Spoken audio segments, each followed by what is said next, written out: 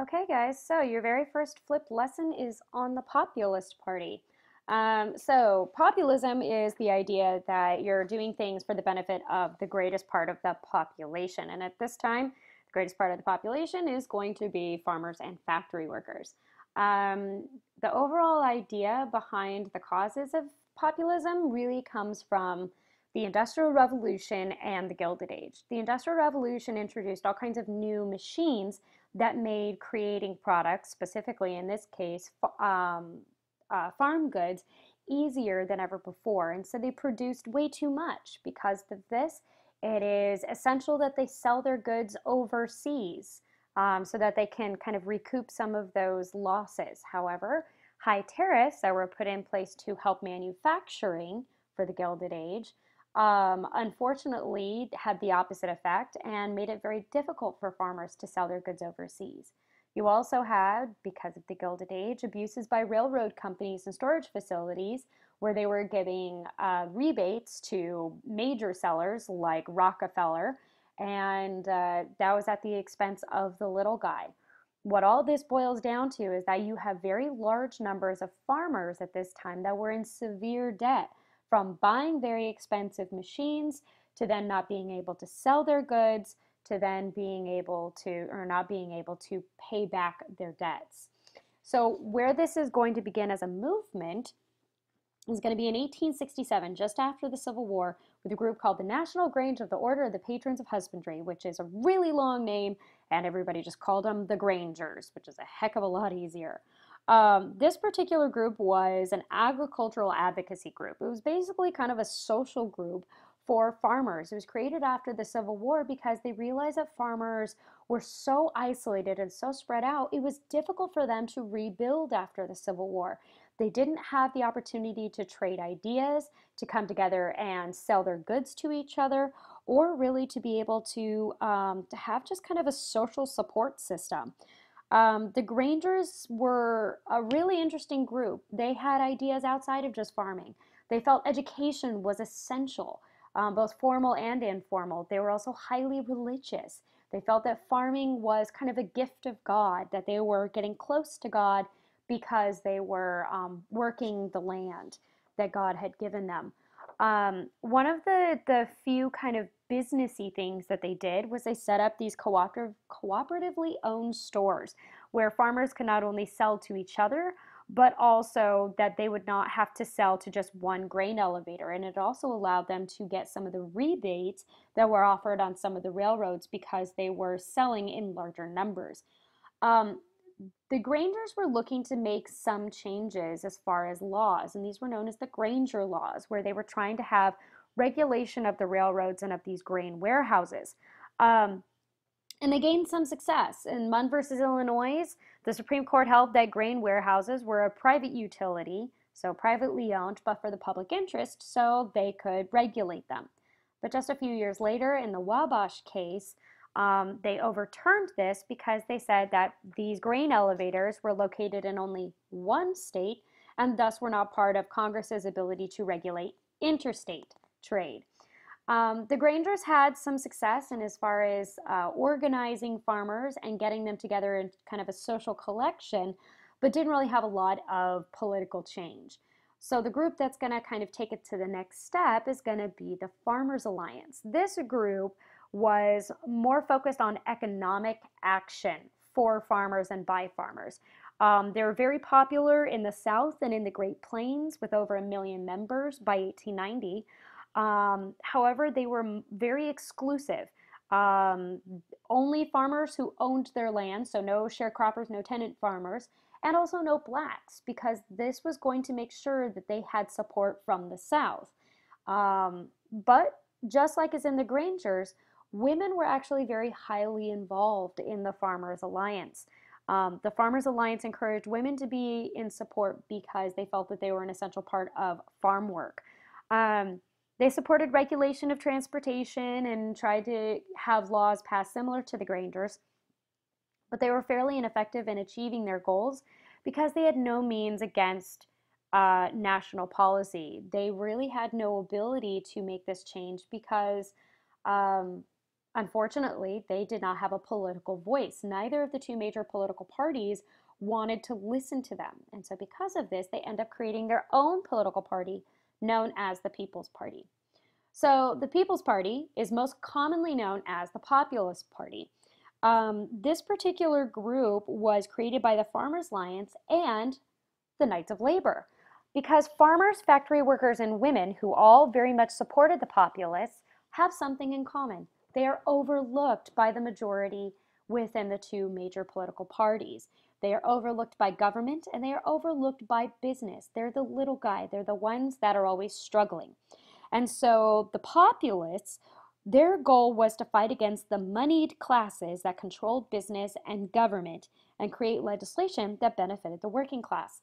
Um, One of their most well-known leaders is Mary Elizabeth Lease, and she said, if one man has not enough to eat 3 times a day, and another man has $25 million, that last man has something that belongs to the first. But probably most popularly, she said that farmers needed to raise less corn and more hell, and that's exactly what the populists did. They got together the very next year and they created their official political party platform. This is known as the Omaha Platform. And this is where they stated their goals as a political party. And these goals focused on a variety of issues that affected the working classes, including labor, finance, banking, transportation, etc. For them, they wanted to make sure that they were addressing the abuses of big business against the little guy and unfair practices by the US government. But to focus one major issue for them, the largest issue for them, had to do with currency. And the issue for them was that they needed to have more currency to help the little guy. They wanted something known as the free coinage of silver. They're going to achieve most of their goals. However, they're never really big in national government as far as having big positions. And they never really achieve their goals through their own political party. They achieve their goals through the Democratic Party. Now, I want to get back to the currency question because this is the big issue for them. Our money, since our beginning, has been based off of the gold standard. A certain amount of paper money is equal to a certain weight in gold. And most people at this time that believed that this was the only way to do things were known as gold bugs. During the Civil War, Lincoln took us off the gold standard to help increase inflation so to be able to use money more freely during the war. When the war was over, Grant and other Republicans started to buy back these greenbacks that he had created and try and replace it with gold, with a lot of problems, as we've discovered from Grant's administration. Um, the problem is that by having our money based off of gold, it is fair repayment of debts. They were debts that were bought under gold, and so they need to be repaid under gold. But it's very difficult for the poorer classes to repay at this level. Gold standard was supported mainly by Republicans, by big business, and by banks. Banks obviously wanting to get the most bang for their buck, literally. Now, the opposite side, the side that was supported by the populists, is the silver side. They were in favor of free silver, or silver being the backing of our money, and they got the nickname of Silverites. Their big slogan was 16 to 1. 16 ounces of gold equals 1 ounce, or 16 ounces of silver equals 1 ounce of gold, excuse me. And the idea behind this is that there is more silver in the system, thus making it easier for these people to repay their debts because the value would be lower, there'd be more money in people's pockets, and so they'd be able to not only repay their debts, but also spend it on other things and hopefully improve the economy overall. This was very much popular amongst Westerners who actually mined the gold, as well as populists and some Democrats. Now, during this time, you cannot ignore the main person involved in the currency question, and that is going to be a man who supported an idea called bimetallism, which was a combination of gold and silver, and his name is William Jennings Bryan. William Jennings Bryan is a super cool person. He runs for president 3 times, loses all 3 times. He was first nominated for president at the age of 36, only 1 year past the legal age to run for president. And it's because of this right here. He took on the ideas of the Populist Party.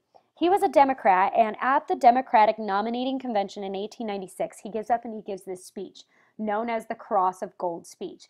This incredibly passionate speech where he says that gold is the standard of the rich, that it is at the expense of the working class, um, that this really inspired the Democratic Party. He got not only their nomination for president, but they also took on many of the ideas that the populists had in their platform and put it into the Democratic Party platform, including things like lower tariffs and regulation of the railroads. So, Bryan is going to go up against William McKinley in the 1896 presidential election. William Jennings Bryan does something that nobody has really ever done before, and that is he actually campaigns for president. Before this, people kind of almost acted like they didn't really want to be president. It was seen as being self-serving or self-aggrandizing. But by him going out, going state to state, and telling people why they should vote for him for president, why silver was the way to go, why silver was going to be the savior of the working class, he did something that nobody had done before. He made the population or the platform recognizable to the population. People who had never really known about him or would have never really voted for Democratic ideals or really the ideals of the populists through the Democratic Party ended up voting because they had heard about it. However, McKinley is the guy who wins. McKinley is pro-business, and he has a lot of big businesses that were backing him, as well as big names in government that were backing him. And so because of this, he is going to be the winner. Now, McKinley is in favor of the gold standard. And so because of this, it is going to solve our gold versus silver question. So what happens when McKinley takes on? Well, first off, he increases the tariff rates, but not as high as many of the Republicans had expected. And that's actually a good thing because it does make things easier for the little guy, for farmers, and for the working classes, but it still protects American factories and industry. The other thing is that he officially solves the gold versus silver question with the Gold Standard Act.